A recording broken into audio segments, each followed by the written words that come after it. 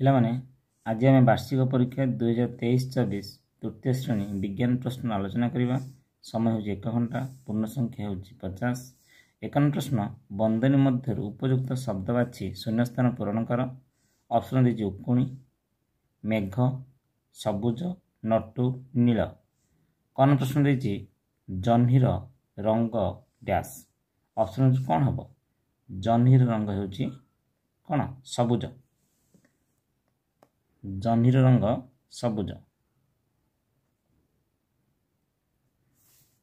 खन प्रश्न आम मुंडर चर्मरू डैश रक्त पी जाती। ठीक उत्तर कौन हम? ठीक उत्तर हूँ उकुणी। आम मुंडर चर्मरू उकुणी रक्त पी जाती। उकुणी। गहन प्रश्न पृथ्वी सर्वदा डैश भली घूरी थाए। उत्तर हूँ नटु। पृथ्वी सर्वदा नटु भरी घूरी थाए। गहन प्रश्न जल आकाश रे डैश रूप रे थाए। जल आकाश रे मेघ रूप रे थाए। मेघ। 2 नंबर प्रश्न ठीक वाक्य पाखे ठीक चिन्ह एवं भूल वाक्य पाखे भूल चिन्ह दियो। कौन प्रश्न देती पृथ्वी एक विशाल गोलक। ये ठीक ना भूल? ठीक। पृथ्वी हूँ एक विशाल गोलक। कौन प्रश्न कूअरे फिनाइल पकाई जल विशुद्ध करा जाए। ये भूल। कूअरे कौन पकाई? कूअरे ब्लीचिंग पाउडर पकाई जल विशुद्ध करा जाए। ये भूल उत्तर। दीजिए कूअरे फिनाइल पकाई जल विशुद्ध करा जाए भूल। कौन प्रश्न सब बेले सर्दी हेले शुंघिबा शक्ति वृद्धि हुए। ये मध्य भूल। सर्वदा सब बेले सर्दी हेले शुंघिबा शक्ति कमी जाए। गहन प्रश्न कलर एक खदड़ा जिनिस अंतर्भुक्त। ये हूँ ठीक उत्तर। 3 प्रश्न स्तंभ मिलन कर। क स्तंभ ख स्तंभ। क स्तंभ देछि ह्रद पृथ्वीर मॉडल चंद्र। ख स्तंभ देछि ग्लोब ग्रह जलर उत्स उपग्रह। ह्रद कौन हेब? ह्रद हेउछि एक जलर उत्स। ह्रद हेउछि जलर उत्स। पृथ्वीर मॉडल कौन हेब? ग्लोब। और चंद्र चंद्र हेउछि एक उपग्रह। 4 प्रश्न रेखांकित पद को बदलाई भ्रम थिले संशोधन कर। कौन देछि आम शरीर रे पाकस्थली गोटे पंप सेट भली कार्य करे। पाकस्थली तले गार दिया चेंज हम कौन हम?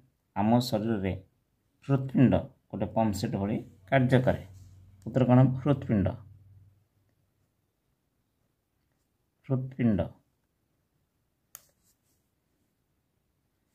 ख नंबर स्पंज एक टाण वस्तु कौन हम? ठीक उत्तर टी स्पंज एक नरम वस्तु। नरम। गहन प्रश्न दीजिए चंद्र किरण जो पृथ्वी रे दिन हुए। ठीक उत्तर हूँ सूर्य किरण जो पृथ्वी रे दिन हुए। सूर्य किरण। सूर्य किरण जो पृथ्वी रे दिन हुए। 5 प्रश्न संभाव्य उत्तर मध्य ठीक उत्तर टी बाछि लिखिबा। क देछि पवन नाक भितर को नेबा को कौन कहते? ऑप्शन देछि प्रश्वास। ऑप्शन बी देछि निश्वास। ऑप्शन सी देछि रेचन एवं ऑप्शन डी देछि पोषण। ठीक उत्तर हूँ प्रश्वास। पवन नाक भितर नेबा को प्रश्वास कहते। ख नंबर पृथ्वीर उपरी भाग किपरि? ऑप्शन देछि समतल। ऑप्शन बी देछि वक्रतल। ऑप्शन सी देछि चेप्टा और ऑप्शन डी देछि गोल। ठीक उत्तर हूँ पृथ्वीर उपरी भाग हूँ वक्रतल। 1 प्रश्न निम्नोक्त मध्य केउठी कनियर फूलर रंग सहित समान। ऑप्शन ए देछि बग। ऑप्शन डी देछि शुआ। ऑप्शन सी कोइली। ऑप्शन डी हलदी बसंत। ठीक उत्तर हूँ ऑप्शन डी हलदी बसंत।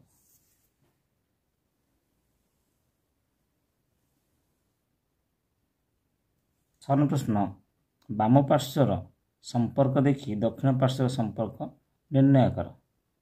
କ'ଣ ଦେଇଛି ହାତ ବାହ୍ୟ ଅଙ୍ଗ, ସେହିପରି ମସ୍ତିଷ୍କ କ'ଣ ହେବ? ମସ୍ତିଷ୍କ ହେଉଛି ଆଭ୍ୟନ୍ତରୀଣ ଅଙ୍ଗ। ଆଭ୍ୟନ୍ତରୀଣ ଅଙ୍ଗ।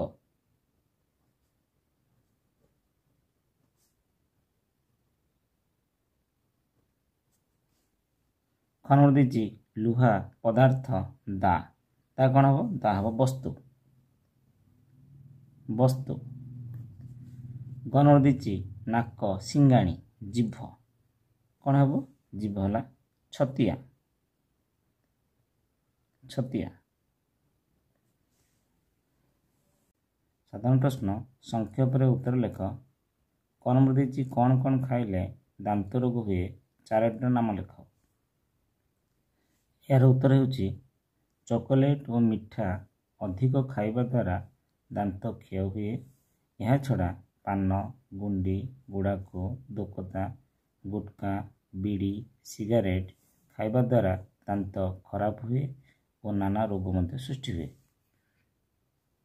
କ'ଣ ପ୍ରଶ୍ନ ଝରଣା ବିଷୟରେ 2ଟି ବାକ୍ୟ ଲେଖ। ଉତ୍ତର ହେଉଛି ମାଟି ତଳେ ଥିବା ଜଳ ବେଳେବେଳେ ଆପେ ଆପେ ଭୂପୃଷ୍ଠର ଫାଟ ବାଟେ ଉପରକୁ ଉଠି ଆସି ବୋହିଯାଏ, ଏହାକୁ ଝରଣା ଜଳ କୁହାଯାଏ। ଏହି ଜଳକୁ ମଧ୍ୟ ଆମେ ସଂଗ୍ରହ କରି ବିଭିନ୍ନ କାମରେ ଲଗାଇଥାଉ। ଗହନ ପ୍ରଶ୍ନ ଆମେ ରାତିରେ ଆକାଶରେ କ'ଣ କ'ଣ ଦେଖୁ?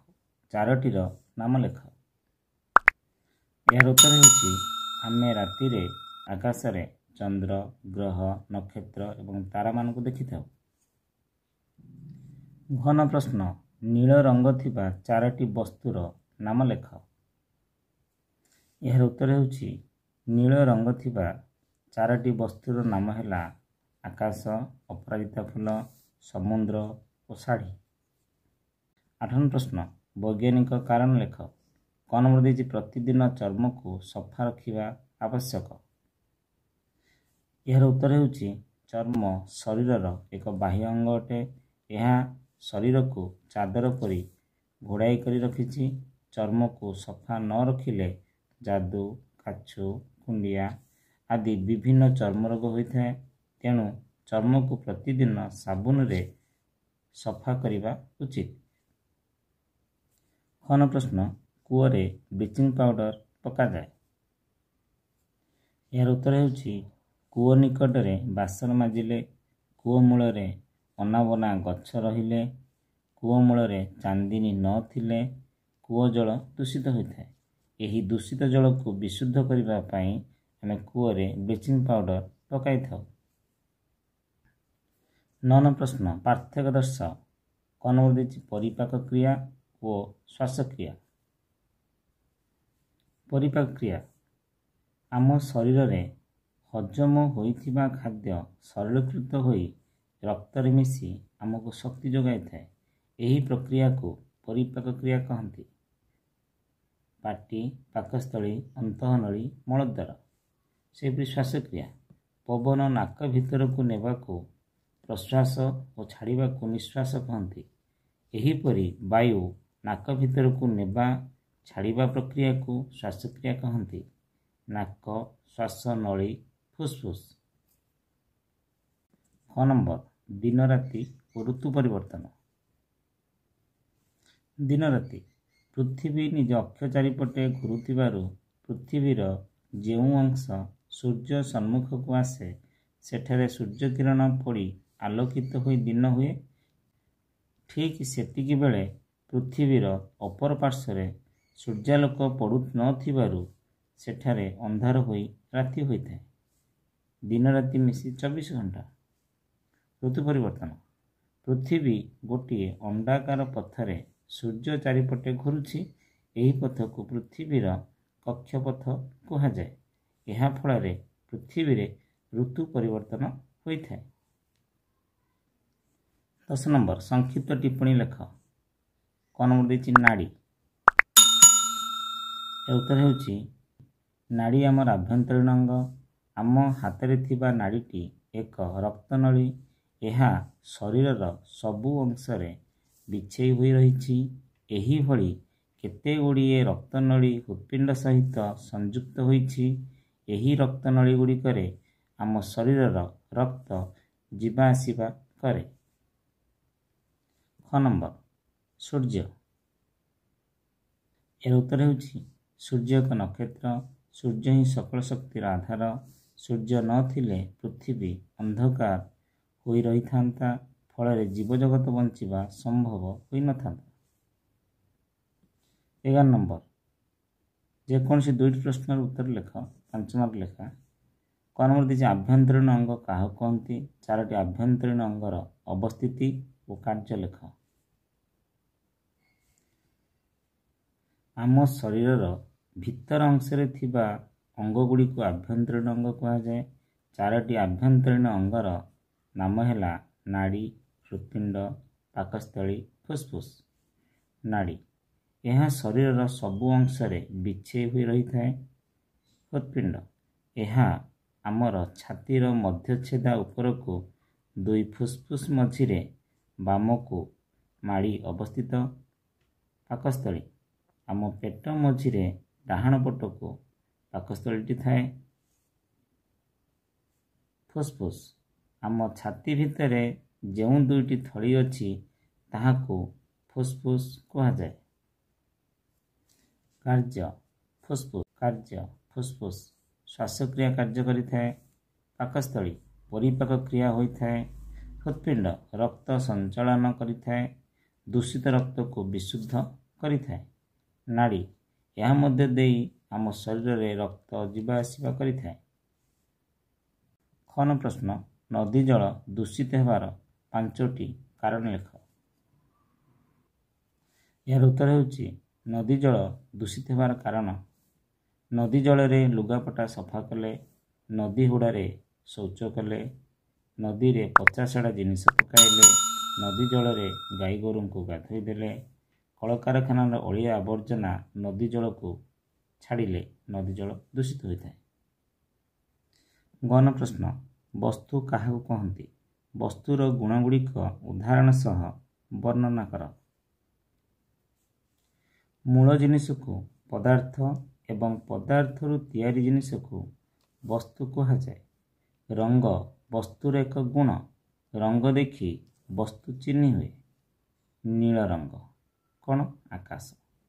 ହଳଦିଆ ରଙ୍ଗ କ'ଣ? କନିଅରି ଫୁଲ। ସେହିପରି ଖଦଡ଼ା ବା ଚିକ୍କଣ ଲାଗିବା ବସ୍ତୁର ଆଉ ଏକ ଗୁଣ। ଏହି ଗୁଣ ଅନୁସାରେ ବସ୍ତୁ 2 ପ୍ରକାରର, ଯେପରି ଚିକ୍କଣ ହେଲା ଟମାଟୋ ପାଉଡ଼ର, ଖଦଡ଼ା ହେଲା କଲରା କାଙ୍କଡ଼। ସେହିପରି ନରମ ଓ କଠିନ ଲାଗିବା ବସ୍ତୁର ଆଉ ଏକ ଗୁଣ।